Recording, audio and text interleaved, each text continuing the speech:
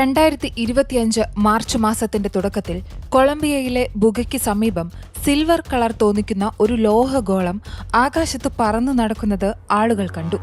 പലരും അതവരുടെ മൊബൈൽ ക്യാമറയിൽ പകർത്തി. എന്നാൽ വൈകാതെ തന്നെ ഗോളം താഴേക്ക് പതിച്ചു.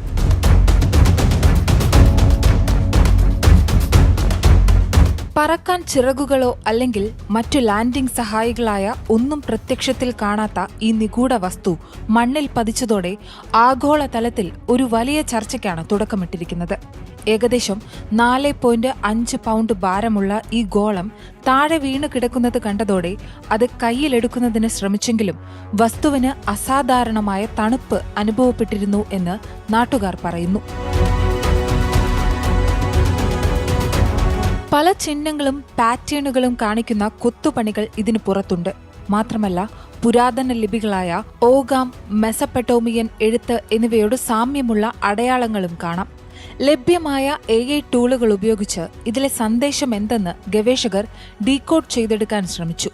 അത് ഭൂമിയെ സംരക്ഷിക്കാൻ മനുഷ്യരാശിക്കുള്ള ഒരു ആഹ്വാനമായാണ് വ്യാഖ്യാനിക്കപ്പെട്ടത്. ഇതോടെ UFO ഗവേഷകർ എന്താണ് ഈ ലോഹഗോളമെന്നും എവിടെ നിന്ന് ഇത് വന്നുവെന്നും കണ്ടെത്താനുള്ള പഠനം നടത്തുകയാണ്.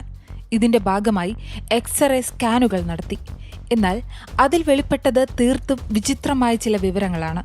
ഇതോടെ അജ്ഞാത പറക്കുന്ന വസ്തുക്കളെക്കുറിച്ചുള്ള ആളുകളുടെ ജിജ്ഞാസ വർദ്ധിച്ചു. ഗോളത്തെക്കുറിച്ച് പഠിക്കുന്ന കൊളംബിയൻ ശാസ്ത്രജ്ഞരിൽ ഒരാളായ Jose Luis Velasquez scan report കണ്ട് അത്ഭുതപ്പെട്ടു. കാരണം ഗോളത്തിനുള്ളിൽ 9 എംബഡഡ് മൈക്രോസ്ഫിയറുകളുണ്ട്. എന്നാൽ മറ്റ് ഘടനകളോ അല്ലെങ്കിൽ മനുഷ്യനിർമ്മിതിയുടെ അടയാളമായ എന്തെങ്കിലും സാങ്കേതിക സംവിധാനങ്ങളോ ഒന്നും തന്നെയില്ല. പിന്നെ ഇതെങ്ങനെ പറക്കുന്നു?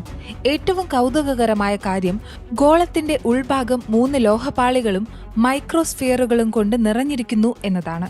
ഇതുപോലൊരു വസ്തു താൻ മുൻപൊരിക്കലും കണ്ടിട്ടില്ല എന്നാണ് ശാസ്ത്രജ്ഞൻ ജോസ് ലൂയിസ് വെലാസ്ക്വസ് പറഞ്ഞത്.